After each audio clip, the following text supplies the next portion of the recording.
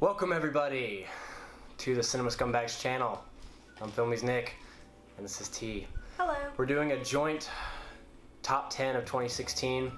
So we've got 20 movies to get through, so we're gonna try and just get right into it. Hopefully you guys enjoyed this year of movies. I know for me personally, it was a really good year. I agree. So the way we have it is, obviously we have the top 10, but we each have 5 honorable mentions. We're just gonna count down on each one and say it at the same time. Not really go too much into them, but just kind of get the initial reaction. Because we don't even know each other's lists, so we don't know our honorable mentions for each other, we don't know our top 10 for each other. So this is a whole surprise for both of us. We've both tried really hard to keep it a secret, and I think we've succeeded. Yeah. So without further ado, let's bust into these honorable mentions. 1, 2, 3, Green Room. Oh. Okay, alright. Next one, 1, 2, 3, Captain Fantastic. Oh. Okay. Interesting. Yes. Next one, 1, 2, 3, Birth of a Nation. Beasts. Really? Oh, I forgot we watched that one. Yeah. Okay. Next one, 1, 2, 3, Green Sully. Room. Sully's got on your top 10? Oh, wow. Okay. And the last one, 1, 2, 3, Hunt De for the Palma. Wilder People. Is that how you say it? Hunt for the Wilder Hunt for the People? Wilder People, yeah. I'm gonna go ahead and go first with my top 10. So, my number 10 of the year was Midnight Special, directed by Jeff Nichols, starring Michael Shannon and Joe Edgerton. A really well-crafted sci-fi thriller. You know, it took a lot of parts of E.T. and other of those old-time sci-fi films and just crafted its own thing. Basically about a little boy with special powers. He and his family, including his dad, Michael Shannon, are stuck within this cult, and they kind of worship him. It's like Escape Through the Backwoods kind of film, and it's just some intense moments, some really well done sci-fi moments, and the ending is really left up to interpretation. It's very interesting and leaves a lot of questions that are unanswered, and I really enjoyed it. Okay, my number 10 is Manchester by the Sea. I really like this one. It has Cassie Affleck, Michelle Williams. Directed by Kenneth Lonergan. I really liked it. The story for me took a second to kind of get into, but I really just liked how it flowed in and out. It's basically Casey Affleck's brother dies, and now he has to take care of his son. And there's just a whole lot of things that go in and out through it, and the ending is just kind of like, oh, okay, so that happened. It really had, like, I'd say about 2 to 3 different stories inside of it that you just learn about. So I thought it was really good. This year was a really good year for black cinema. There was Fences. There was a small movie called Kicks. There was Birth of a Nation. Also Morris from America. That was pretty solid. But the best one of the year for me, at my number 9, was Moonlight. Moonlight was directed by Barry Jenkins, and it follows the story of Chiron, just a young, shy boy trying to find himself in really the ghetto South. One of the toughest places to be. And it's just his story. Like, it starts out as a young child and moves progressively through the years.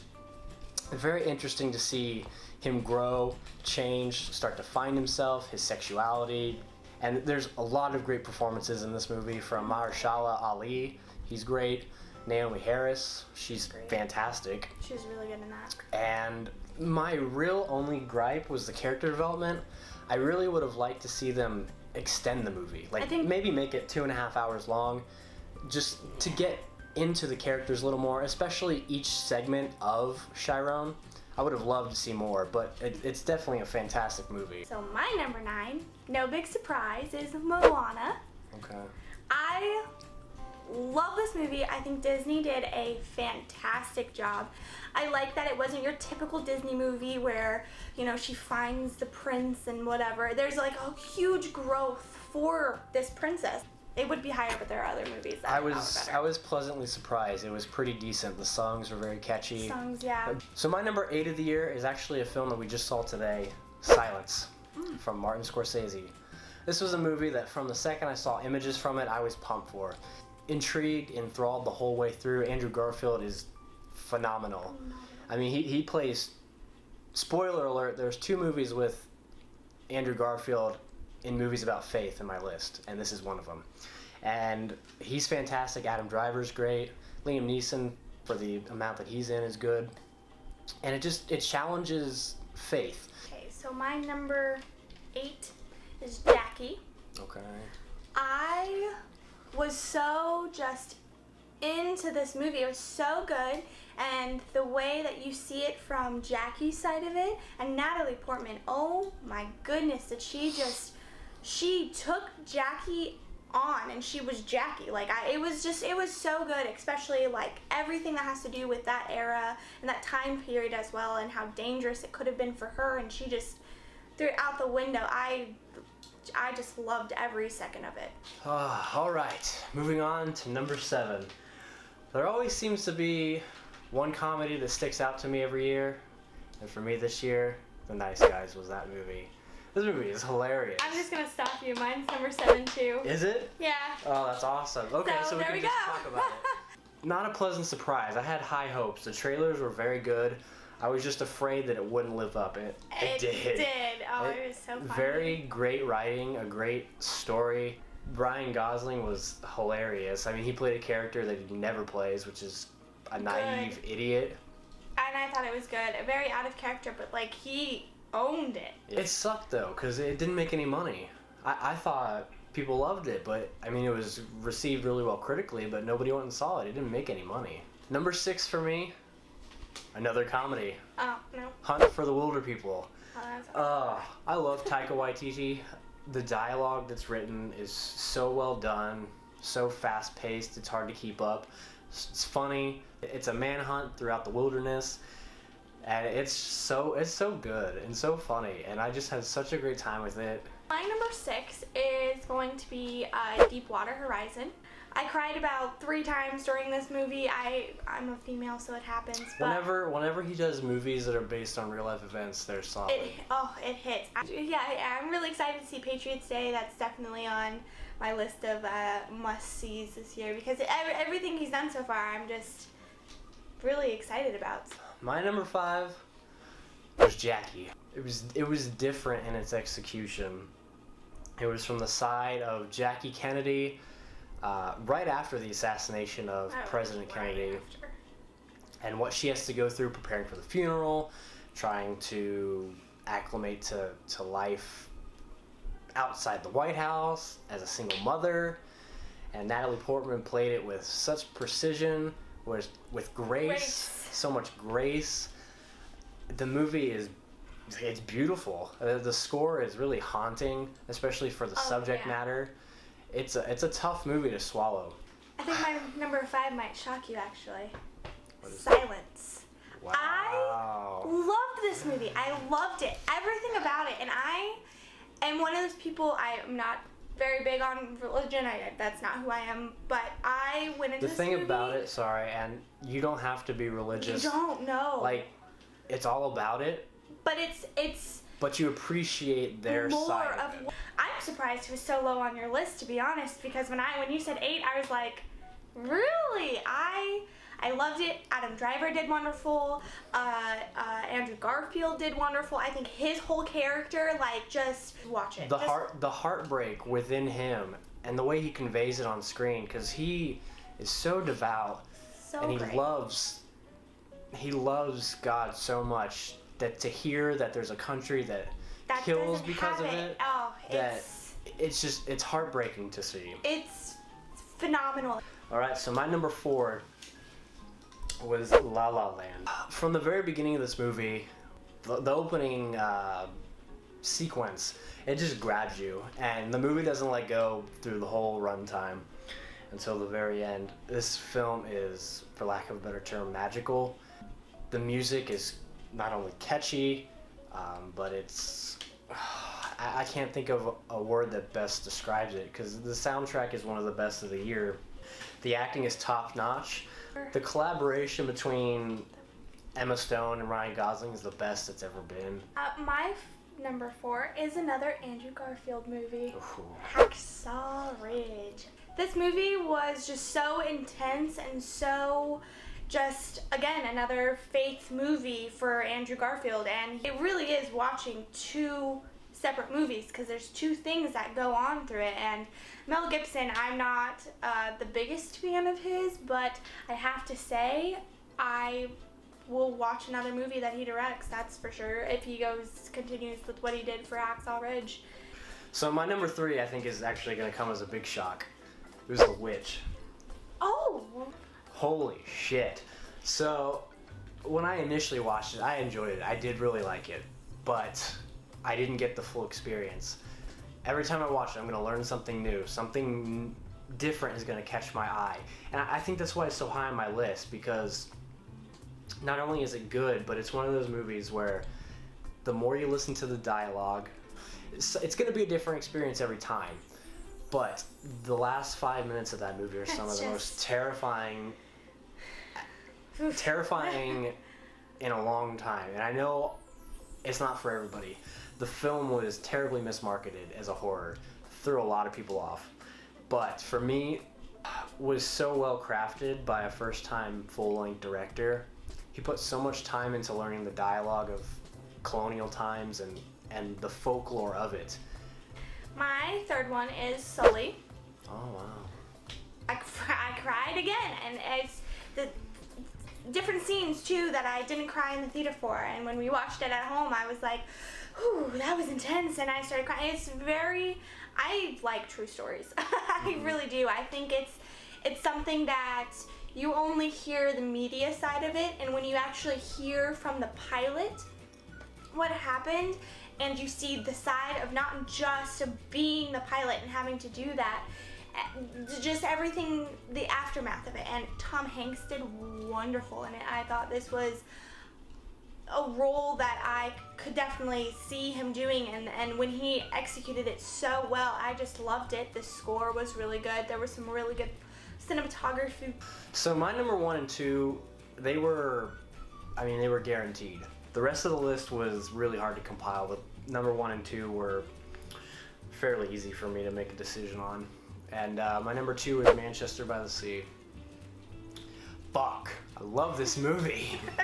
The way that Kenneth Lonergan writes is so stupidly realistic and so natural. It just felt like you were watching almost like a documentary of a guy's life. It's one of those movies where nothing really happens, but everything happens. Mm-hmm. I was intrigued the whole way, and Casey Affleck was fantastic. You know there's something going on with him, but you're not sure what.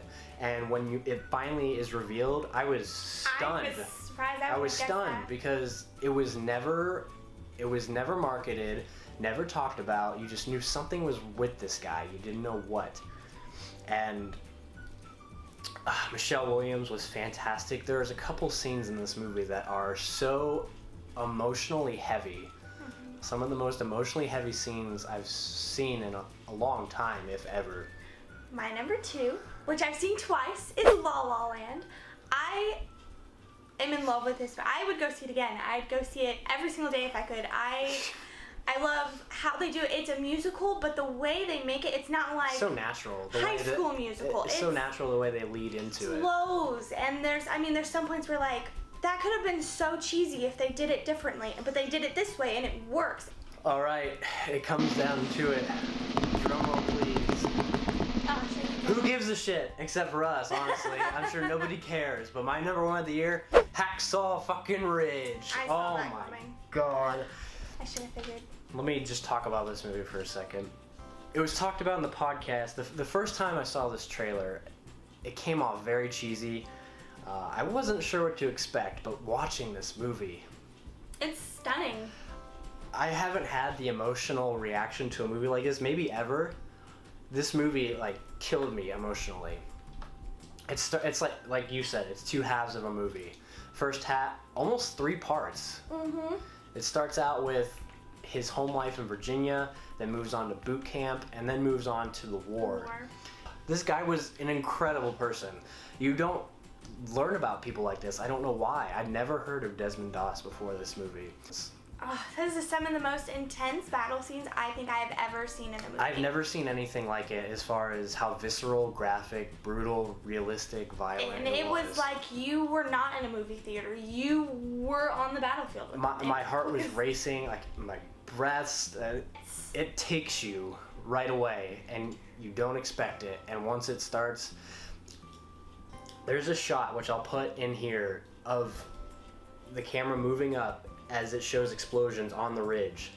And that gave me chills because, you know, you've got these guys who don't want to do this, but they have to for the mission. They're going up there to fight this war that they don't want anything to do with.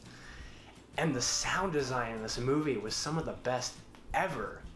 It's so visceral and realistic. The explosions they mean something. You feel it. The bullets, every one that hits a helmet, it hits anything. This movie is something else. It's one of my favorite movies, like, of the past few years. Yeah, Andrew Garfield, fantastic. If he doesn't win, if he's not at least nominated, I'll be very disappointed. I'd be shocked. I'd actually, if it's not even for this or Silence, I'd be very shocked because his acting in both were just phenomenal. But Hacksaw Ridge more, he really took that character and made it him. This movie changed my life in the way I look at war movies from now on. This is what it will always be compared to. Saving Private Ryan, of course, is its own thing, but this was also on a whole other level. I haven't stopped thinking of this movie since I saw it, and that was a few months back. It's crazy. I love it. Sorry. That's okay. My turn? Uh-huh. My number one. I'm trying to think what it could be. Do you want to take a guess? I don't know. Captain Fantastic. Okay. This movie, it was a toss-up between La La Land and Captain Fantastic. This movie is... It's different. It's original. It's original. It's something you've never seen before, and I love Viggo Mortensen. Okay, I've been in love with that man since Lord of the Rings when he was Aragorn, and I've seen almost every movie he's been in, and I absolutely love him as a person and as an actor. He takes the characters and he makes them what he believes they need to be, and he is amazing. And all of the kids that are played, unfortunately I don't know all their names because there's a lot, but every one of them were really, really good. They all had struggles between, you know, the life that they were living and the life that they were seeing when they weren't in the woods and living in the woods and living off the land and things like that.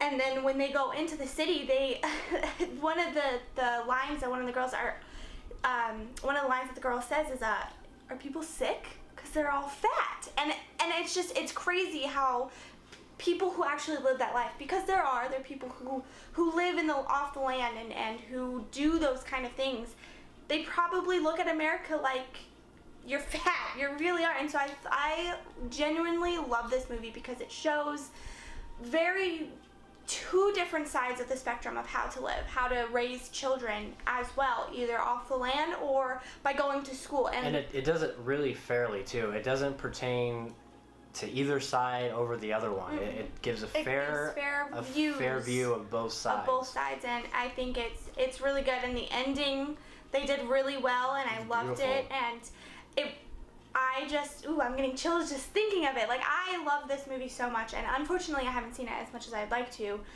but it's amazing. I love it. Well, this is what the year comes down to for movie lovers. We compile a list, and hopefully you care enough to listen. But that'll be it. Thank you guys for watching this video.